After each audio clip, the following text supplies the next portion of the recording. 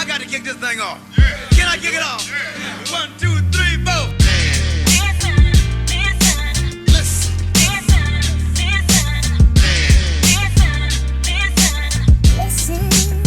Ladies and gentlemen, listen.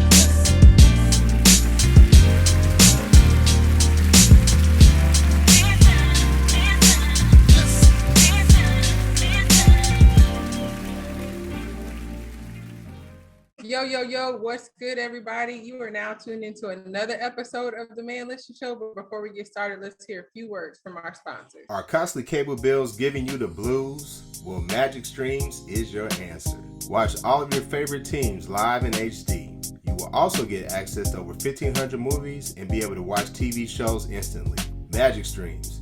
Click the link in our bio to get more information. D's at Nat. Flavor to your function. D's Daiquiri. Good people, good vibe, one drink at a time. Good people, good vibe, one drink at a time. Flavor to your function. D's Daiquiri. Good people, good vibe, one drink at a time. Good people, good vibe, one drink. Wanna kick back, wanna just vibe. Where to kick back? Let me first slide to the drink store. Let me just buy DD drink mixes, all of them fire. Fill me up a case, I'm finna drop bread. Marvelous mango, classic and red.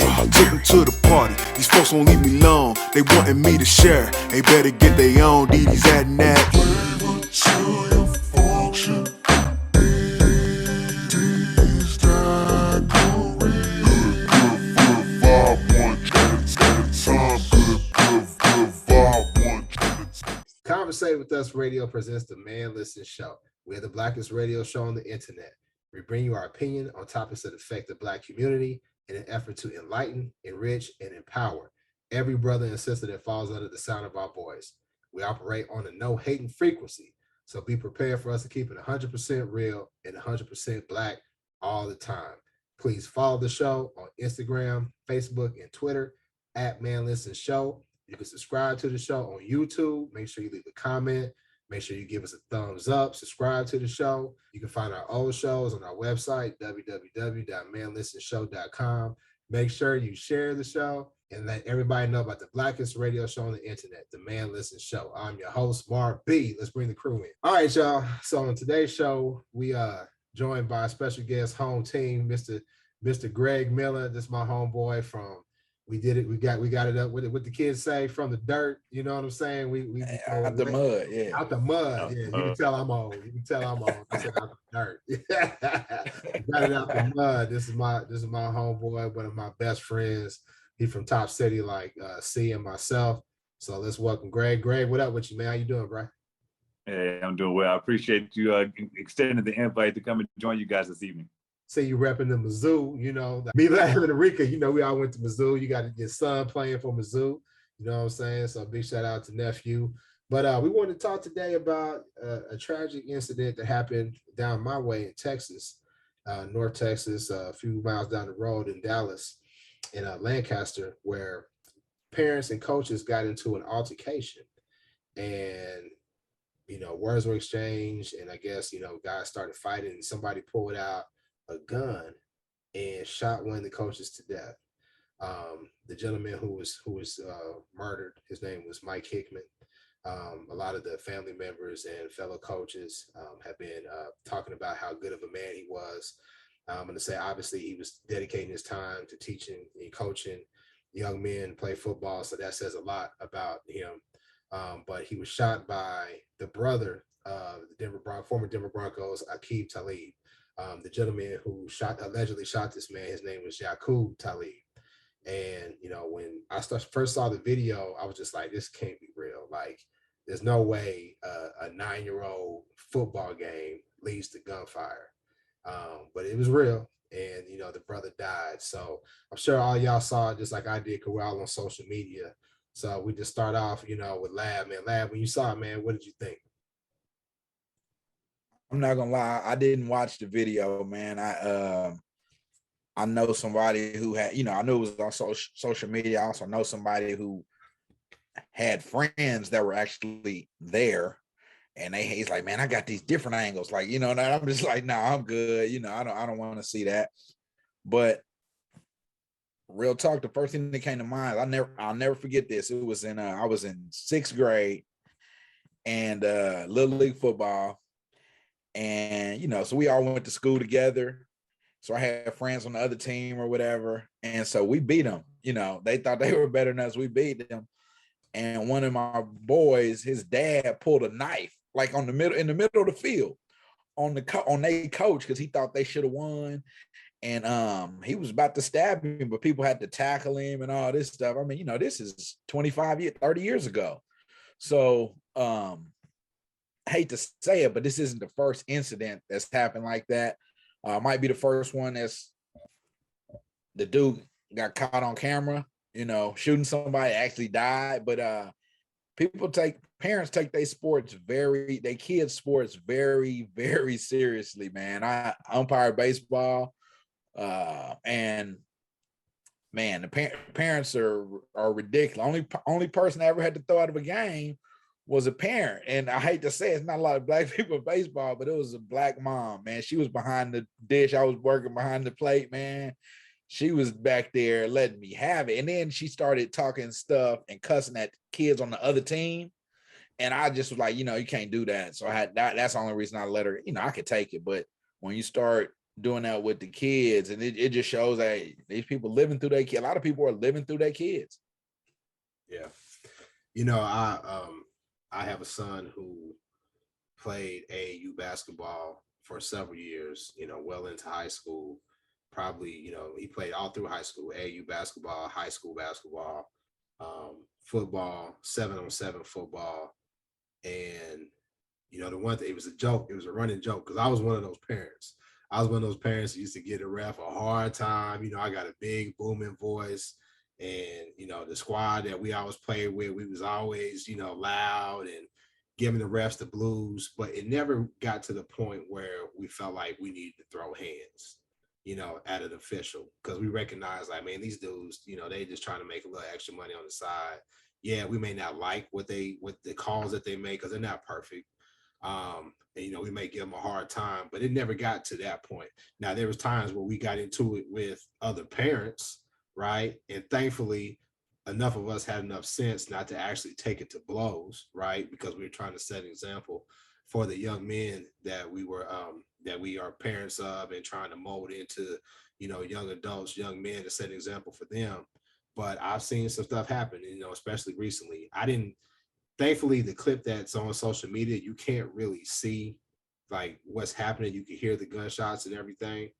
But I just felt like it's tragic because you have those children that are out there, and this is supposed to be a release for them.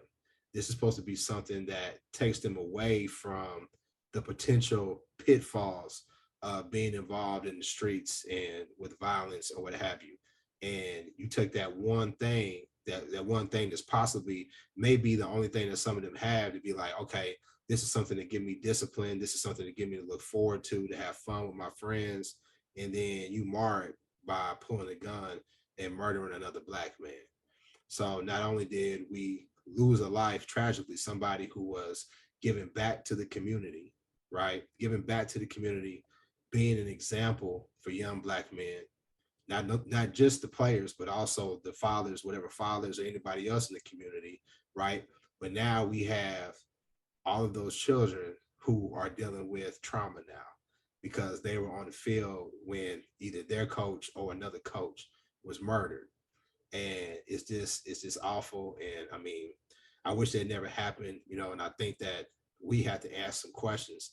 I know we're not on that big on what about black on black crime, but I think we really have to ask ourselves some deep questions about conflict resolution and how we get to a point where we're not so quick to turn a gun on one another. But Rika, C, Greg, jump on in. Well, I'll go ahead and jump in. You know, I've after I watched the video a few times, you know, it definitely tore my stomach up. You know, me being a youth football coach for many years, you know, it seems like at the end of the day, parents and, you know, people on the sidelines, they seem to forget what's the most important aspect of sports. It's for these kids to have fun. You know, that's the most important part. You go out there, you learn, you're learning life lessons. You got a group of men who's taking these kids and teaching them life lessons, not just for one particular sport, but for all aspects of life.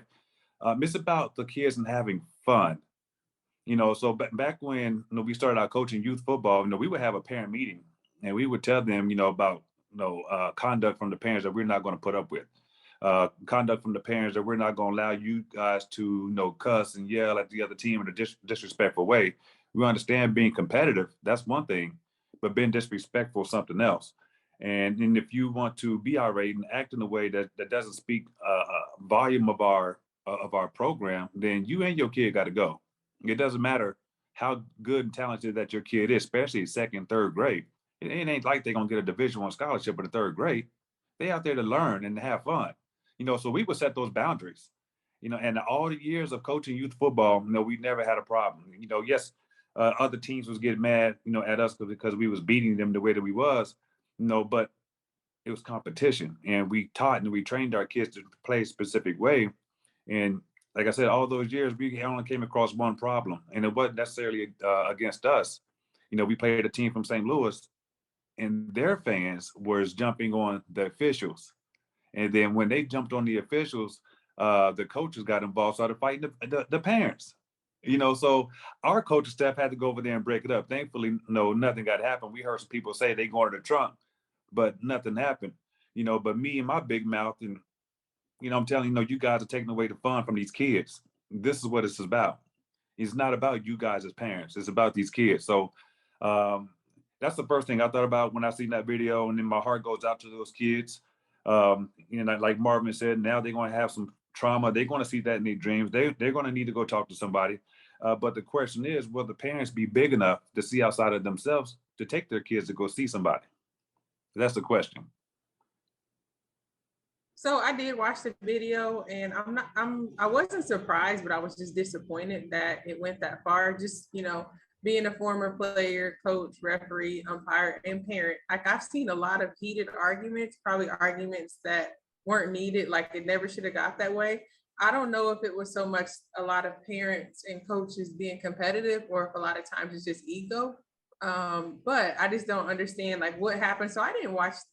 I think they're like I think Greg or Lab, one of them said there were several different angles out there. The one I saw was just one coach arguing with the actual referee, but I didn't see whatever the brawl that started where someone actually got shot. So I don't know if that it started from a fist fight, or if somebody got mad, like Greg said, went to the trunk and then came back. But a lot of times it's just ego. A lot of times it's not about the kids at all. And at the end of the day, it's just the coaches don't want to look silly. Parents don't want to look silly. They rather argue on whose kid's the best, whose team's the best. And it's just disappointing. I mean, I was disappointed. Like you said, all those kids are going to have to deal with trauma, not just the kids that are out on the field that day, everybody that, that plays in that league, everybody that plays against that team, whether it was a shooter or the one that got shot, like everybody's going to be talking about it. So, I mean, it's just a heartbreaking situation, but I can't really say that I was, surprised. Yeah, for me, I would say I would start with condolences to all the families of the victim, the shooter, the children, because everybody's lost something in this, right? But I don't know, coming from East Saint, I don't necessarily know if it is ego or if it's just anger management, because sometimes once you get to the point where somebody makes you mad, you don't necessarily see consequences. You only see the anger side of things. Like for me, my daughter is super, super fast. So when she was playing select soccer, I guess the other team decided they couldn't stop her. So one of the little girls grabbed her by the back of her jersey and yanked her down full speed. Now, me being who I am, I jumped up and ran on the field and I said, "Who is your mama? Because I'm about to beat both of y'all's ass. So you need to go grab her so that she can be a part of this." And her mama never stood up. I said, "Your mama about to leave you out here to get beat up by yourself. Because you bigger than my daughter. You're bigger than me. So I feel like you've earned this." Now, obviously, I was angry, not going to beat up a child. I didn't beat up a child, but I was 100% prepared to beat up that mama who never showed herself. So I'm not saying that was necessarily ego. That was more anger because you could have killed my child yanking her down full speed by her jersey. And I was like, kick this kid out or everybody's about to get it. That's all I'm gonna say. And then so sometimes in these sports, you get so worked up that I think that, like you said, people are living vicariously through their kids. You don't want to look silly, all this other stuff. And it gets to a different level where it's not about the kids. And then we got to remind ourselves, hey, we're out here for fun. All the soccer moms with their wine-filled coffee mugs and everything. Everybody's not on the same level, right? Everybody didn't come out here just on water and fruit snacks. Some of these people are actually gassed up and ready for a real live game because this is the most interesting thing they're going to do all day. The other thing is, we're not in allegedly land anymore. The person who shot the victim has come out with his attorney, turned himself in, and has alleged self-defense. So he's not denying that he shot the other coach. He's alleging that it was in self-defense, and he's looking for an opportunity to tell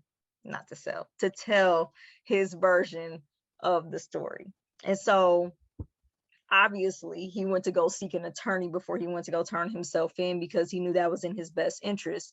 So you would automatically think, if the other person doesn't have a gun, then you can't really be about to sell me on self-defense. But most people don't realize that that's not necessarily true, because obviously if it's me against Marv, or really me against any of y'all, and I pull a gun, the law's kind of going to be on my side. So, but if it's y'all against me and I'm this little 5'3", thanks for not just calling me out. I appreciate that. Yeah, I know, see? But I'm this little 5'3" human. So then my reasonable fear is going to be different than your fear of me, right? Because one of you could just, I mean, in your mind, you probably could just kick me and I would fall down. You'd be like, hey, stop it, chill out. See, and I always had a problem with that. I always had a problem with that because I am a big guy. You know what I'm saying? And I remember being in college where this white gentleman shot a brother at a gas station. I can't remember what state it was. I don't remember all the details, but I remember news spreading about that and people saying how messed up that is because it sets a precedent. And this was 20 years ago. And here we are 25 plus years later. And here you are, Rika, saying, well, hey, listen, I'm a smaller person.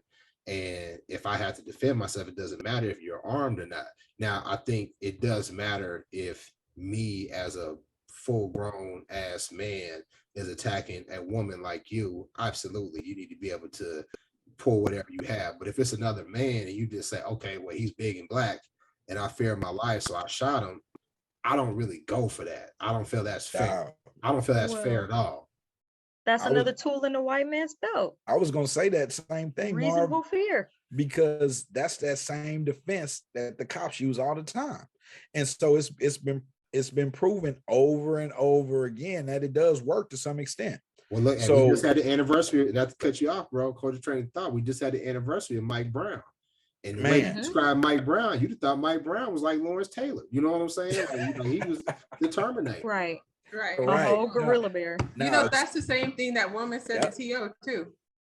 When he was going to check his mail and she ran up on him and called the police. She was like, well, you're a black man approaching a white woman. Yeah, see, that's my whole thing with I mean, there's not to go off on a tangent, but idealistically, there are so many things that we like, oh, we need this. This benefits everybody, but everything always is to the detriment of black people more than anybody, man. So something like that, using that self-defense, they don't say that when it's white boys. Seriously, they don't have that self-defense moniker. You know, they don't use that. No. My first murder trial that I sat second chair on was self-defense.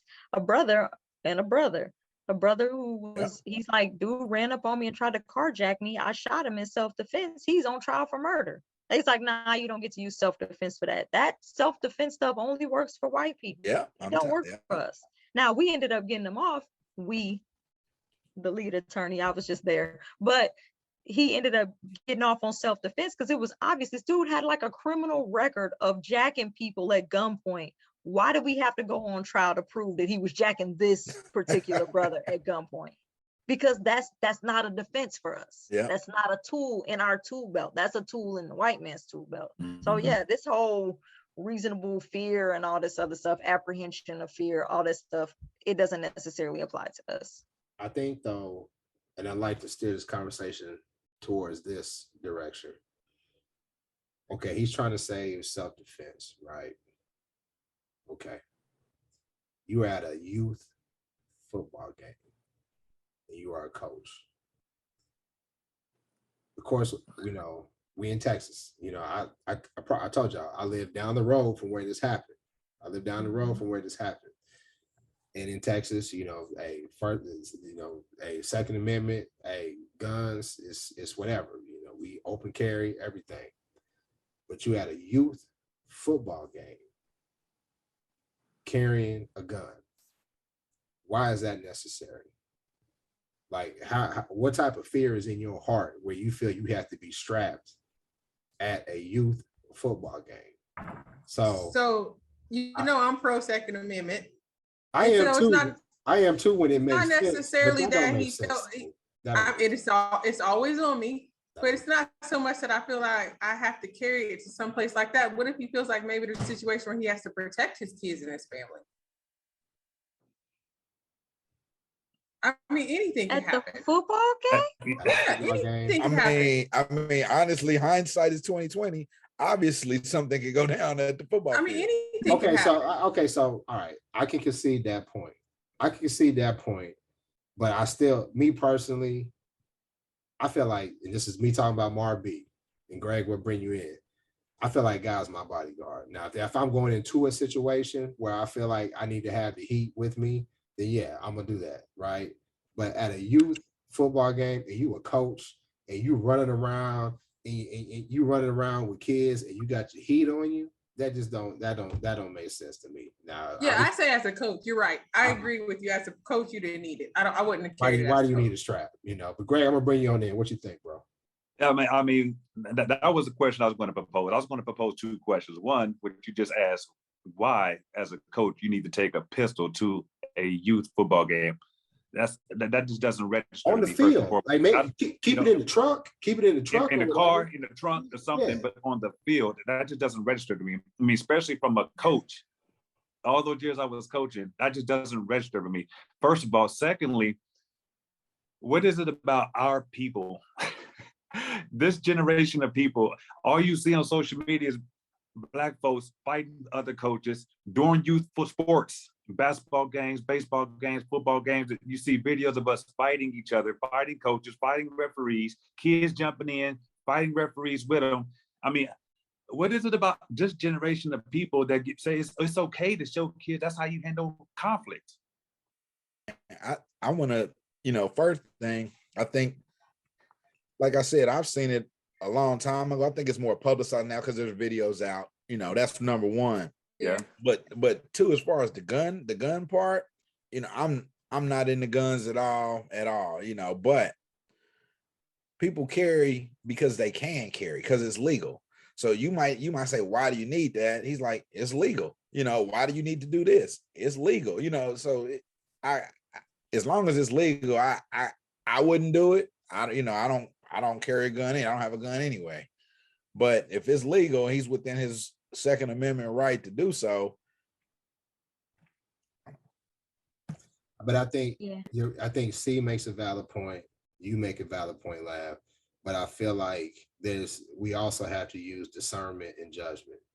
And when you take a concealed handgun class, they'll tell you that, like, hey, listen, when you pull that gun and you fire that bullet, you're responsible for where that goes. What if he had hit another kid? It's bad enough he killed another Black man. What if he shot him 3 times? What if he had hit wasn't it multiple times? Yeah, he shot him multiple 3 times. He shot him multiple times. What if you hit a kid? What if you hit another parent? You know what I'm saying? So I feel like discretion and judgment. And to your point, Greg, I feel like we need to really talk about conflict resolution, right? And anger management. Now, it all comes back because y'all know me, I don't do that what about Black on Black crime stuff, right? But it always comes back to white supremacy. It always comes back to that. It always comes back to poverty. It always comes. What you laughing at? What do you do? What do you do? Laugh What do you do? like you was preaching. Why you doing the spirit fingers? It always comes back to white supremacy, you know, lack of resources, money, all that stuff that puts stress on us as people, us on, you know, and I feel like we're always under this trauma and the stress that we got to learn how to get that out and how to manage that in a better way, at least not turn our violence and our anger and our frustration on each other. I say it on every show. Y'all mad, y'all big, and y'all big and bad and tough with the strap, but we still got Zimmerman walking out here. We still got Zimmerman. We still got Zimmerman walking out. Darren Wilson. Darren Wilson. We still got that old white chick that got Emmett Till killed. Her old ass is still walking around here, right? But y'all quick to pull the strap on a black man. I can't mess with that. At a youth football game. At a youth football game. So I mean, how do we address that? Because like I'll be honest with you, you know, I've known Greg for years, man. You know, like I said, I'm gonna fight whoever. I mean, you know, I ain't the toughest guy. I ain't gonna say like I'm a tough guy, whatever, but I'm gonna try everything in my power to diffuse a situation with another black man. Now let somebody else come with that nonsense. It's on and popping. It's on and popping. When it comes to another black man, black woman, black child, no, I'm gonna do what I can to try to be the example to say, no, there's other ways for us to settle these types of disagreements if possible. So how do we address that? I want y'all's opinion for real.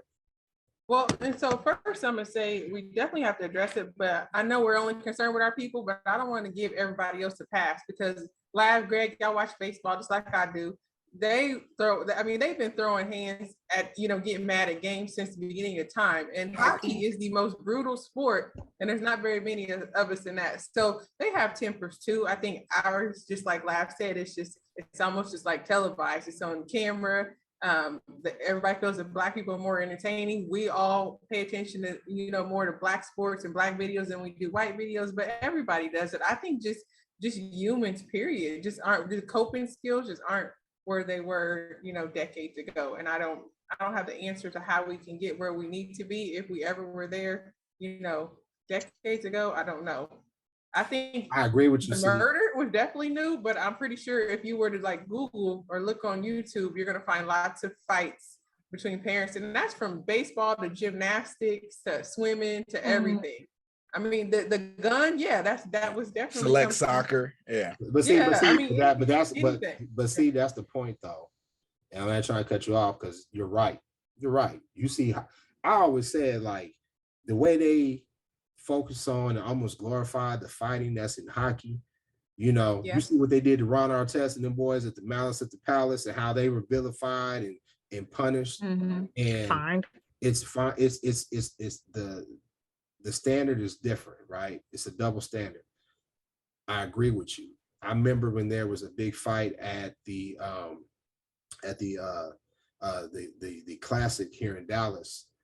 It's Grambling versus Prairie View, and some brothers got into a fight, and people was all like, "Oh, that makes us look bad. That makes us look bad." I said, "Man, have you been to a NASCAR? Have you been to like these NFL tailgates?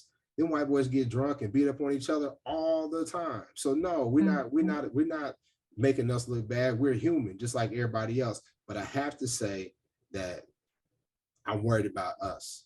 I'm worried about us and us coming together and the gun violence that we have to. Show of hands. How many of y'all have somebody that you know, family member, that was murdered or hurt or maimed by gun violence?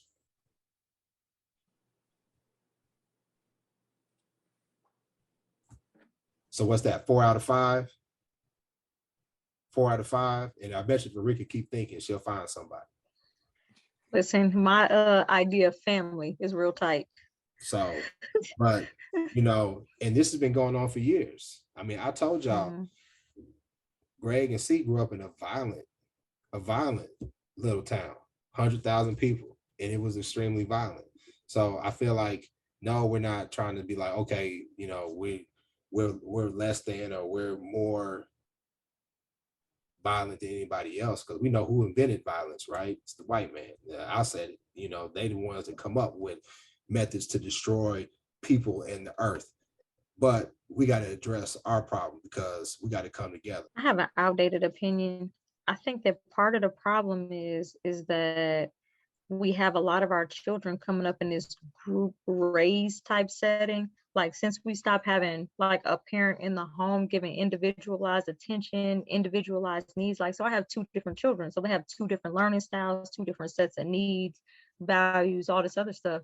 Well, you send them off to daycare, they getting the same mediocre attention that they're going to get, in school and for the rest of their lives. And then they just get pushed through. And so I think that we're a country of C students, C probably moving more towards D at this point. And now they're lowering the standards for teachers. I just feel like our children aren't really being raised by parents and grandparents like how we were back in the day. They're being raised by more the streets and subpar parents and less than beneficial situations, and the people that are raising them, these young people, don't have the parenting skills, the coping skills, the finances, the resources, or anything to pass down to these kids. And so we're passing down basically nothing except how to get it out the mud. And that's what we got. A bunch of people who can get it out the mud any means necessary. That means disloyal, uneducated, educated, however, they don't know. They just getting it. But only pushback I got on that though, and then only pushback I got on that is that the guy that pulled this gun, he's our age. Mm-hmm. So we can't put That's it on. who's raising these kids. We can't put on. The guy that pulled the gun and killed the other coach. He's our age. So, it's, I don't know. Greg, what you gonna say, bro? I would just sit here thinking, 39. 39 is the guy who, yeah. 39. And I think everyone on here is definitely stating some valid points, in regards to their opinion, in regards to the matter. You mentioned, in athletics, you see players fighting players, whether it was baseball, hockey. You mentioned the malice at the palace where players jumped in and started fighting fans, but going back to youth sports, and people seem to lose track on what youth sports is about. So when, as my kids was younger, when we played in different leagues, they had to take a certification test, and they talked about sportsmanship and, the meaning of sports and et cetera. I don't think it would be too far off to have parents take that exact same test. Little certification. If your kid gonna play in this league, your kid got to take this. As a parent, you got to turn in to let us know that you read over the sportsmanship guidelines and what we expect and so on and so forth. It's a little form of training to teach people about sportsmanship. And I've seen that with volleyball, I've seen it with softball, I've seen it with basketball. And I don't know if they do it statewide or what, but I don't know. Could that something that could be helpful to some of these parents in this generation? Because this generation that is being spotlighted with that we see all over social media is different. I mean, I don't know where everybody came. Like East St. Louis, I only been there a few times, so I don't know how people act there. You know what I mean? But definitely worse than us, Greg. He threw us under the bus and said we grew up in a rough town. She's from East St. Louis, last in Kansas City, Missouri. Numbers prove them 2 are way worse than us. First of all, is this. Number one, I didn't throw you under the bus. I told the truth. And second of all, that's a testament to the 3 of us because we made it out of that. Right? Because I remember being a young man, 18 years old. I remember saying, if I make it to 21, I'm good. And I wasn't no damn gangster or nothing. I was a nerd who was captain of the football team. But I saw plenty of people getting shot all the time. So I told the truth. Tell me where I was lying. We was places where they were shooting all the time. And C can contest to that too. We'd go to parties and people just start shooting, so we was fortunate that we didn't catch a stray. Yes, absolutely. Absolutely. I wasn't allowed out the house. Until I went to college, and that was at 16. So right. Yeah. I think it comes back to a lot of what everybody was saying, and I like Greg said, it's about youth sports, man, and we can't lose sight of that. There's a difference between youth sports and hockey, professional hockey, right? I don't know. Do they fight in little league hockey? I couldn't tell you. I don't know, but I doubt that they let them fight the way they let professionals fight. You They know, do. They do. I doubt they do. You know, Not, because it is maybe more not the about kids. sportsmanship. Maybe not the kids. That's But what I'm saying. as they get older, yeah, Yeah, they yeah. allow them to scrap. Yeah. So we go down, like I said, they're 9 years old. We've talked about the parenting. You know, we also have to remember, and a couple of you have mentioned it about talking to somebody at therapy. A lot of people in our generation, we have a lot of traumas that we went through, but our parents didn't necessarily know about counseling, things like that. Counseling wasn't available at my school when we had kids get shot. I mean, every year I was in high school, we had at least one person get murdered by gun violence. They didn't come to school and have counselors for them on Monday, you know, and nowadays they do. So you learn more. And so the parents of our generation, we're not necessarily able to convey those things to our kids as they should. So it's going to take some time for that. But honestly, I'll be straight up with you. I think one of the biggest problems when we talk about our community, and it's a conundrum, do I keep my kids around our folks and try to build and make it better, or do I go and like, hey man, I got to do what's best for my family?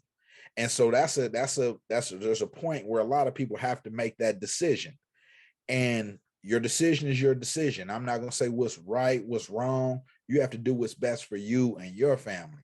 And so a lot of times, if you have people that move to out of those certain environments that could be positive influences, that could be leaders in those communities, and they're on the outskirts, and you know, it kind of it leaves a certain void in those neighborhoods or in those communities that we really should be filling.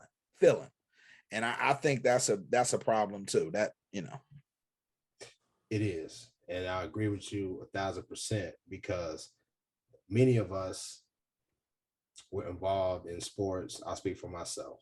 I only speak for myself. Youth sports, and many of us were involved with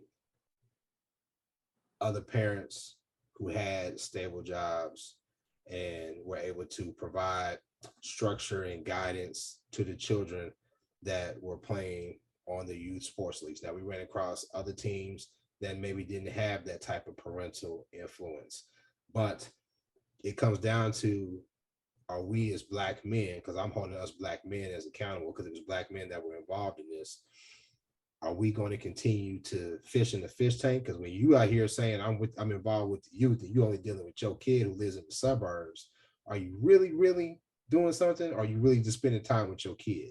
Or are you doing like this coach, Mike Hickman, who was murdered, and going back to be that positive influence for kids who may not have a male figure in the home, right? Who may not, and you being that representative and being that influence on their life. So I think that's a wonderful call out and something that we probably need to start looking more into doing, whether it be as being as football coaches or going to back mentor, tutoring, or whatever. But I think that you're right. It's that flight to the suburbs. And not only do we remove our children from quote unquote a lot of our culture or whatever, because we start seeing the kids doing different stuff, but we're also taking ourselves and the influence we have away from the community as well.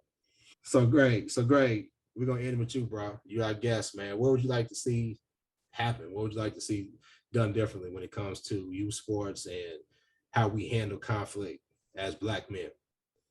Well, I think that it could start with people like ourselves, and people who have the same mindset that we would have and want to go back and give back to the younger kids, um, and go back and be a part of a coaching staff or training staff, and have the opportunity to mentor kids. Because you could be mentoring the kids differently than what they're receiving at home. They may have a parent at home who make it I. You're this, you're the best, you're the you're the captain of the team, you do this. But when they go around the team, they hear someone like us talk to them. It provides a different you can provide a different mindset to them that'd be more beneficial for that kid in the long run. And that'll be something that some of these parents could see. Just giving back to the communities, just like you was talking about. Me myself, when I pulled my son out of Topeka, and moved him to the suburbs because he can have better opportunities. And not only for school and athletics, but environment as well. Because a lot of his friends went to jail while they was in high school. A couple of them got murdered. They was on drugs. They was out drinking. Because I kind of got him out of that environment because I seen he had potential to do something greater. But that didn't stop me from giving back to the community.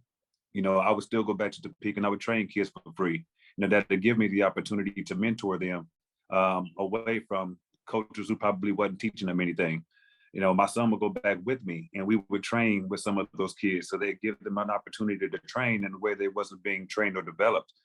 So I just think it'd take more people like us who actually care about these kids, because we know that the future starts with them. It doesn't start with us where we're at. And if you want to get like technical with it, the future starts with these kids. So the more people that we have like us who can empower the youth and store that dream inside them that they didn't know that they that they have within themselves, I think it'd take these kids a long way.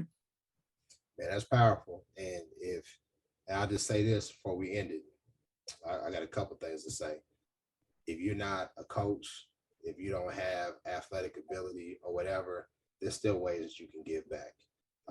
You can sponsor a kid that may not have the parents to be able to pay for the different trips that they go on. We talked about how expensive youth athletics is. You can sponsor the coaches, because these coaches, they're on the road, they're paying for their hotel rooms. You can sponsor people that are doing stuff. There's different ways that you can give back and that you can get involved. So Greg, man, you said a word, man. I appreciate you coming on the show, my brother. I love you. I got to end the show on this note right here. Every time y'all hear this show, we start off with our intro music. And the man behind the intro music is a brother named Tony Emeralds. That was his stage name, Tony Emeralds. I had a chance to meet Tony a few years ago. We met online through a Facebook group that CNI managed. And I happened to be in the town that he was living. He served our country in the Army, retired from the military. And I got a chance to sit down with this brother, man, and he just had an awesome spirit. He was one of those people that glass was always half full. He was positive, always, making people laugh.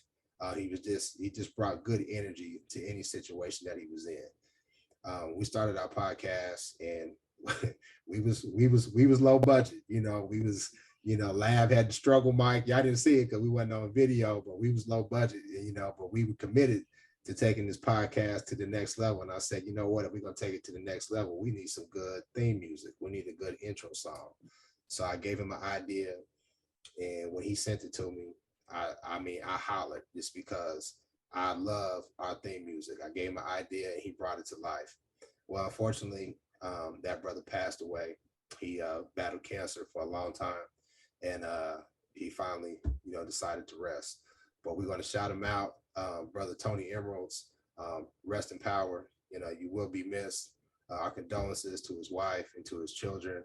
And we're just going to remember you every time this show plays. Your music's going to live on. Your legacy going to live on through your music. So with that being said, we'll just end it right there. Shout out to Tony Emeralds. Rest in peace.